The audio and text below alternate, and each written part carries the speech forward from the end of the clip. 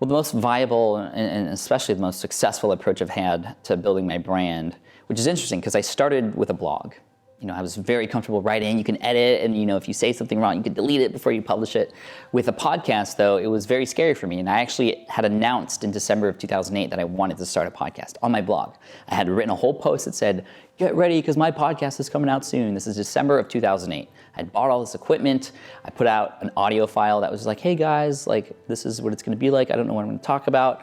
And my first episode came out July of 2010, a year and a half later, because I was just so scared of putting my voice out there. And in the same way that I was worried as an introvert with meeting new people, I was just so worried about what people would think of my voice.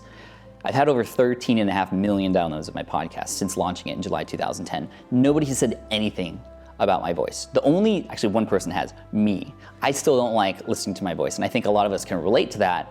But what you think doesn't matter. It's what you bring and what you share and the guests that you come on and the value that you provide. What your voice sounds like is like a stupid thing to think about.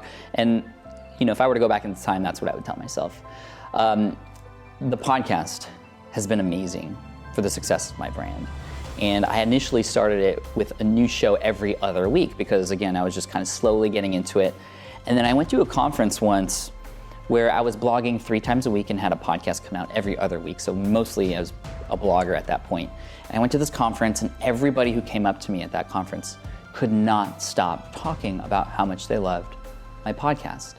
And I was like, this is so weird. What about my blog? I spend most of my time blogging. Can you tell me about how you feel about the blog? But they were all making these amazing connections with the podcast and my voice. And that was like a big eye-opener for me. And that's when I switched from bi-weekly to weekly, and my numbers exploded, and my brand just completely exploded from there. The cool thing about the podcast, and the thing with those conversations I have with people who listen to the show, it always starts the same way. They always say something small that I mentioned on an episode that they really connected with. And one thing I actually do for each of my podcasts is I have my voiceover guy read a fun, random, different fact about me at the beginning of every show. And so it's interesting because so many people connect with the one that they connect with. I've done 150 episodes by now. So I have a whole group of fans who are marching band nerds, because they heard that I was a marching band nerd in that intro. And when a marching band nerd sees another marching band nerd or knows about another one, you're like instant friends, right? And a lot of people know I'm a huge Back to the Future fan.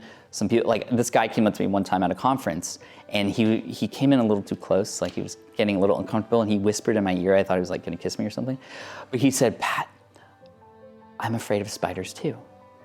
And I was like, I could totally, we connected because we had that sort of intimate, this is the first time I met this person, and that's the kind of connection you can have with sharing these little fun facts and little things about your personality which on the surface may not seem like they have anything to do with what you're doing in your business, but actually have everything to do with building a relationship.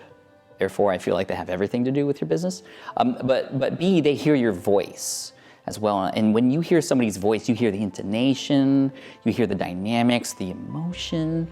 You can't get that in a blog post. And when you think about podcast content, a blog post, somebody might spend 10 to 15 minutes reading, max.